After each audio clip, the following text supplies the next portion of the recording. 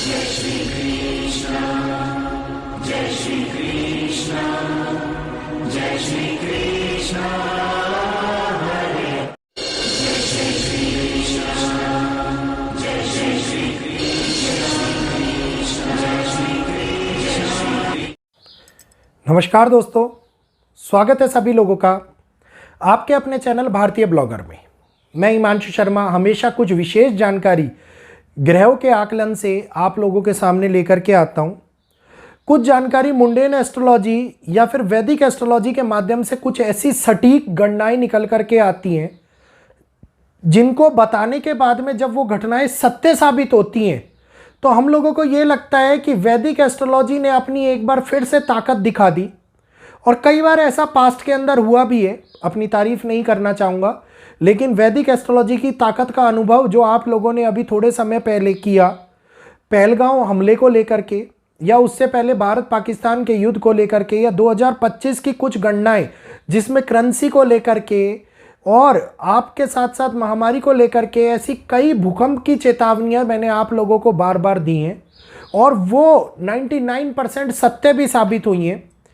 और ये सारी गणनाएं जो मैंने एस्ट्रोलॉजी के माध्यम से आप लोगों के समक्ष रखी हैं दिखाती हैं कि आगे आने वाले टाइम के अंदर हमारे सामने बहुत कुछ ऐसा बदलने वाला है जिसकी अपेक्षा एक सर्वसाधारण मनुष्य कर करके नहीं बैठा हुआ। 29 मार्च को शनि ने मीन राशि के अंदर परिवर्तन किया। सभी लोगों ने मीन राशि के एक्टिवेशन को लेकर के इतना भय उत्पन्न कर रखा था कि समाज के अंदर डर का माहौल हो रहा था। उस टाइम के ऊपर भी मैंने आप लोगों को एक बात बोली कि मीन राशि में 29 मार्च को शनि का जाना, पूरा मार्च निकल गया। 29 मार्च को जब वो गए हैं तो वो आगे की परिस्थितियों को खराब करेंगे। मार्च में कुछ नहीं, अप्रैल और मई ऐसे महीने होने वाले हैं जो आगे सितंबर के माह तक कई प्रकार की कठिनाइयों को देश के अंदर विदेशों के अंदर लेकर के उजागर करते हुए आने वाले हैं। और अभी मैं एक कैलकुलेशन ग्रहण की कर रहा था तो ग्रहण मुझे ये कैलकुलेशन दिखा रहा है कि इसके लिए परिस्थितियां दुनिया को कब महाप्रलय दिखा दे, इसके बारे में भी जानकारी मैं आप लोगों को दूंगा। तो वीडियो अगर अच्छा लगे तो जल्दी से लाइक कीजिएगा, चैनल को सब्सक्राइब का बटन दबा लीजिएगा, एक बारी दबाना होता है, सब्सक्राइब का बटन दबाइए और हम लोगों को सपोर्ट कीजिए। और जल्दी से इस वीडियो को और अन्य लोगों तक शेयर भी कीजिए ताकि वो लोग भी वैदिक की ताकत का अनुभव ले पाएं, वैदिक की ताकत को समझ पाएं। गुरु की अतिचारी चाल शुरू होते ही आप देखिए कि रहस्यमय बीमारी कोरोना दोबारा से दुनिया के अंदर पैर पसारने लग गई। डर का माहौल उत्पन्न होने लग गया। बेंगलुरु में या मुंबई में भी केसेस मिले हैं, महाराष्ट्र के अंदर।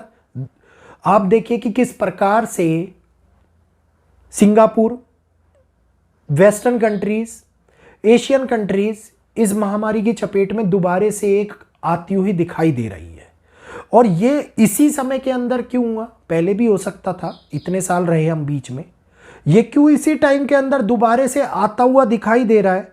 और जब ये युति संबंध बन रहा है ग्रहों का और केतु पे जो दृष्टि पड़ रही है वो दिखा रही है कि इस टाइम में केतु हर एक चीज को एम्पावर कर रहे हैं। जो जिस तरीके से चलना चाह रहा है उसको उस तरीके से आगे बढ़ाने के लिए राहु और केतु पूर्ण रूप से तैयारी कर करके बैठे हुए हैं।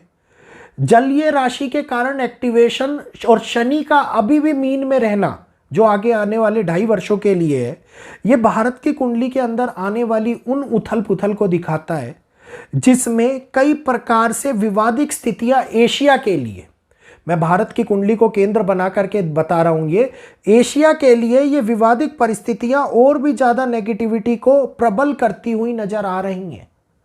वेस्ट का प्रभाव इस समय के ऊपर अर्थव्यवस्था में होने वाली हानि, चाइना और भारत के विवाद में लाना, इंडिया के सेकंड हाउस में मंगल का सितंबर 2025 में जाना, और ये ऐसी स्थिति को खराब करेगा जिसके अंदर 7 सितंबर को पूर्ण चंद्र ग्रहण और 21 सितंबर को सूर्य ग्रहण का जो ये योग बनेगा, ये योग तबाही लाने वाला योग बन रहा है, पूर्ण रूप से महाप्रलय लाने वाला योग बन रहा है।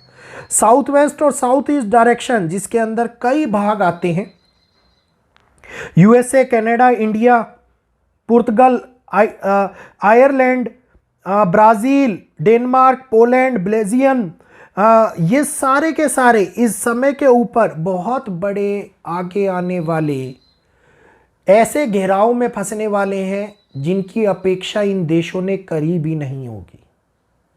प्राकृतिक परिणाम, भारत का 11th हाउस, वृषभ लगन की कुंडली, जिसमें अब एक ऐसी साढ़े साथी के प्रभाव की अपेक्षा दिखा रही है जो फुल स्केल ग्रहण के बाद में एक नए दौर को एक्टिवेट करेगा।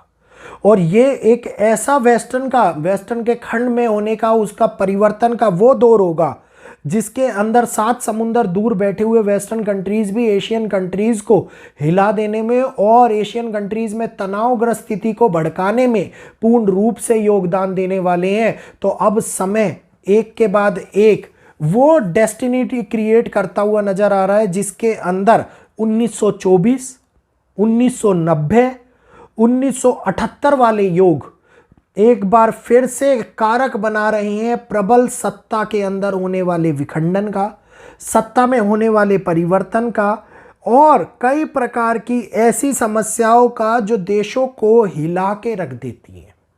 तो ये तनावग्रस्त स्थिति महाप्रलय से कम नहीं है, क्योंकि जब भी इस प्रकार की गति आरंभ होती है और अभी जो शनि अपनी वक्री गति आरंभ करने वाले हैं और जैसे ही शनि वक्री गति आरंभ करेंगे, ये वक्री गति का प्रभाव आपको विध्वंसक घटनाएं, मौत के आंकड़ों में होने वाली बढ़ोतरी, बड़ी तबाही और दुर्घटनाएं जिसमें एक्सीडेंट्स बहुत प्रबल होने वाले हैं, ये आप लोगों को दुनिया के अंदर और खास तौर के ऊपर भारतवर्ष में भी होते हुए दिखाई देंगे।